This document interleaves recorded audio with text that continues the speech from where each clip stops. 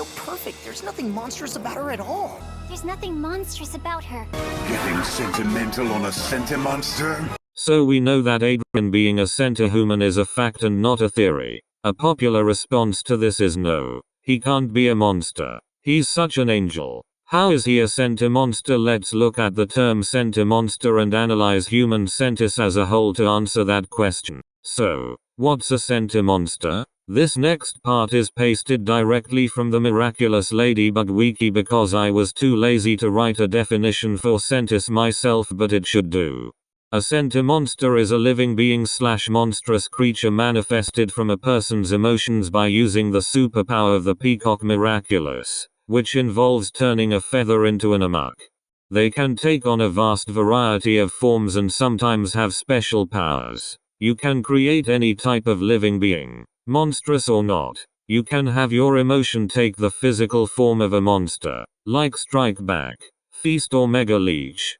You can even create humans with the same anatomy and complexity as any other human around you, and have them live among other humans. Only one sentibeing can exist per holder. If they create a second one, the first should be killed.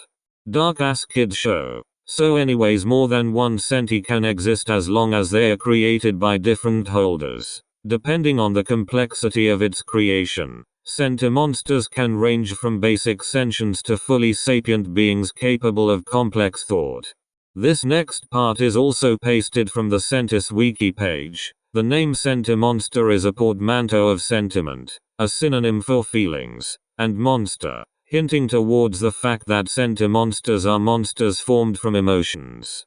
If they are used for good, they can be called sentibeings or sentis. I'd argue that the monster part of the word comes from the simple fact that the first few products of the Peacock Miraculous were monsters.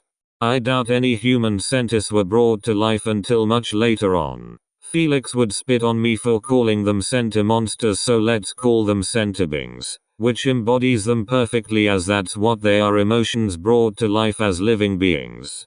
The concept of human sentis in the context of the show and the power of the miraculous is beautiful, and I think Emily in Adrien's case had good intentions when creating him. As we see from the videos she left for Natalie, that she wanted Adrien to have a life of his own without being controlled.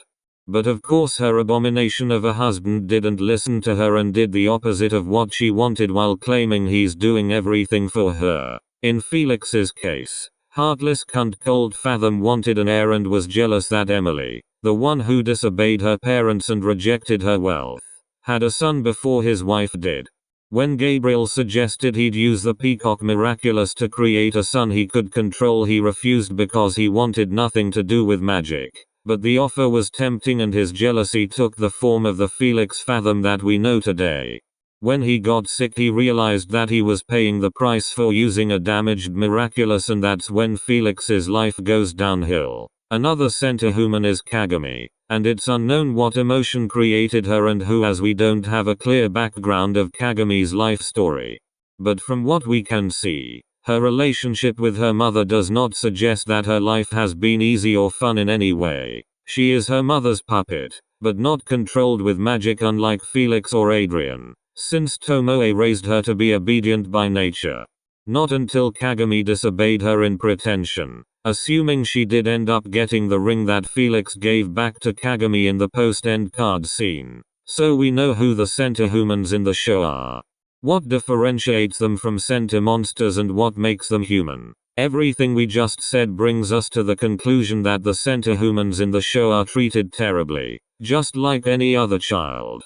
Another thing that makes them human is the way they are created. According to Thomas Struck, they can have reproductive organs and function exactly like non-magically created humans, if they are created that way.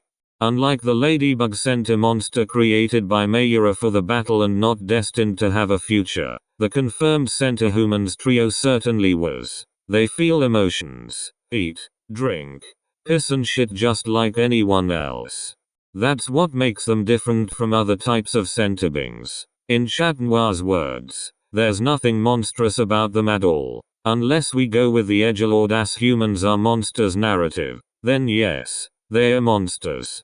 Only thing that differentiates Sentihumans from others is that they are more fragile, given their life is in the hands of an object. If that object gets destroyed, say goodbye.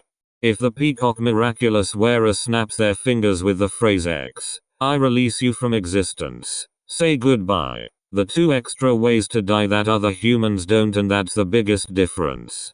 Now, for the elephant question. How is Adrien a sentimonster? He is not. He's a sentihuman. That's your answer. Sentimonsters don't have to be monsters. This is one of the biggest issues people have with Adrien the male lead being a sentihuman.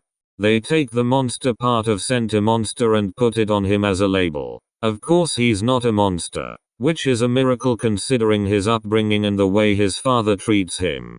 He's just a kid. If these three had normal, non-corrupted, power-hungry parents, they could have all lived happy lives with no issues. But of course they had to suffer. Felix especially, who was cursed with the knowledge of how he was created.